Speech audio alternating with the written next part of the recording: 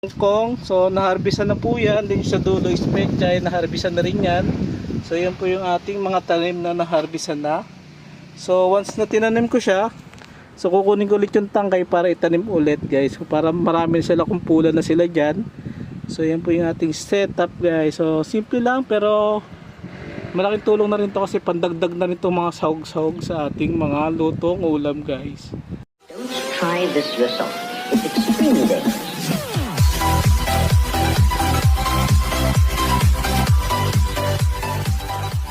So yun na nga guys, so tara pasukin na natin yung ating mini greenhouse sa aming rooftop guys. So kung nakikita nyo po nasa bubong po tayo, ito po yung ating mga tanim guys. So parang kailan lang 2 months ago, so ayan na po yung ating labanos guys. So kung nakikita nyo po kanyang ugat, so meron na po siya, so pwede na nga yung i-harvest. So yan po yung ating mga labanos guys. So yan, so labanos din po ito. Then itong nasa ilalim is yung mga carrots na yan. So yan, maliliit pa lang siguro ang laman yan. So yan po yung ating mga carrots. Then ito naman yung ating pechay. So na-harvest na po yan. Kung nakikita nyo po, marami ng putol. Then ito yung nasa gitna is yung ating repolyo guys. So repolyo po yung nasa gitna. So medyo maliit pa lang. Then dito tayo sa side na to. Punta tayo dito sa side.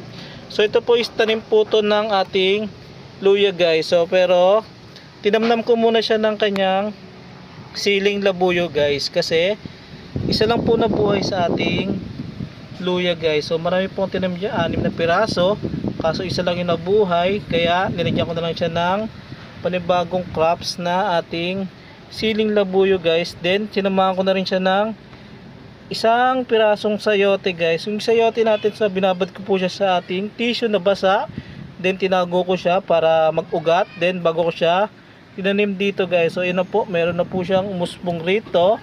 So yan, siguro lalaki na ho yan. Dito sa side na to is yung ating sibuyas guys. So yan, maliliit pa rin talaga siya, tagal nila tumubo guys. Dito yun naman yung ating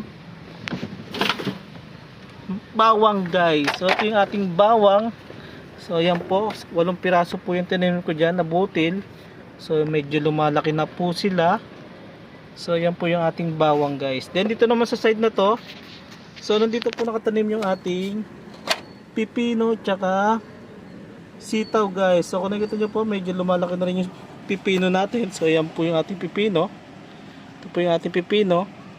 Then nakita nyo po yung ating sitaw. So ito na po yung kanyang bunga guys. So sitaw na po ito guys. So kung nakikita nyo, sitaw na yan, namumulaklak na yan kaso nilalanggam.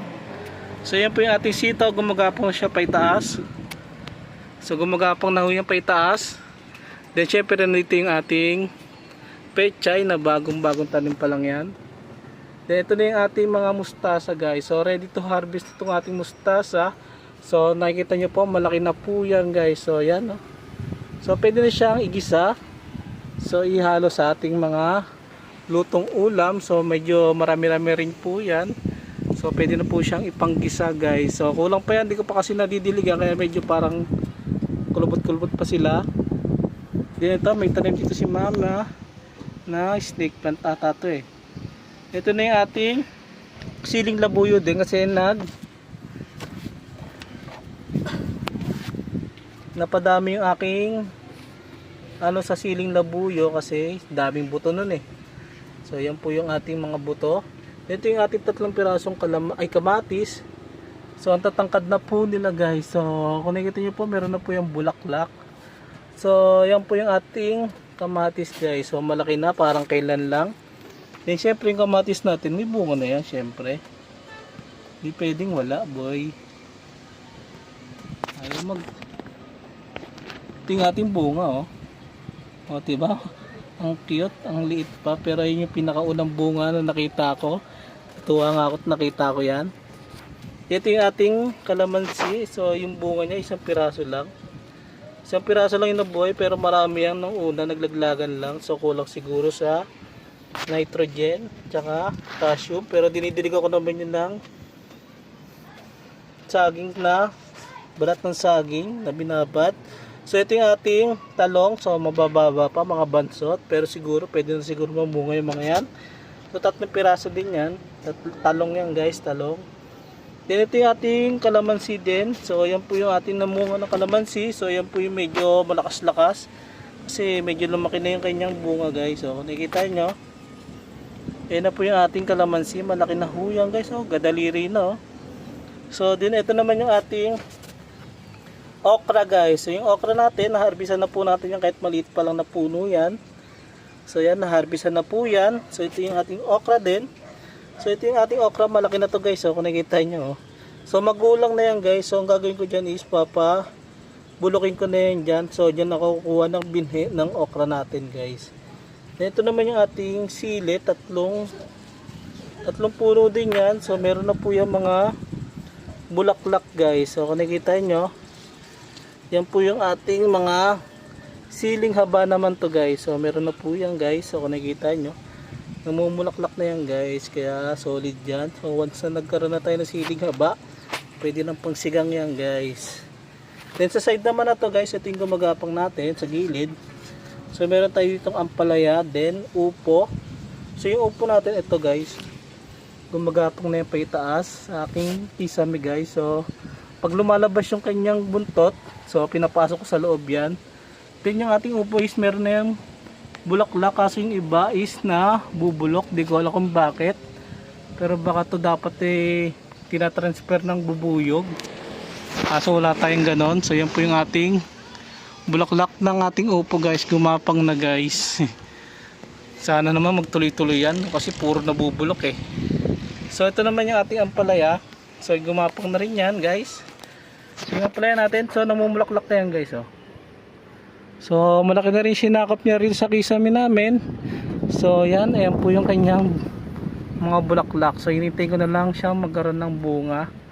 So ngayon napaka solid, parang kailan lang. Hindi ko akalain, pero ngayon meron ng bulaklak.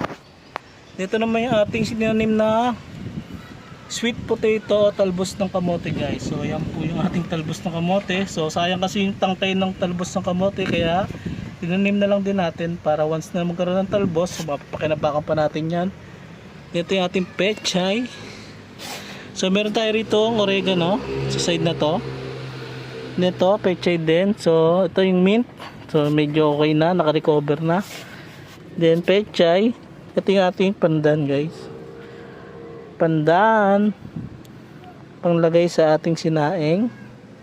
Ito yung ating tanglad. Medyo okay na rin yung kanyang tsura. So tanglad din to guys.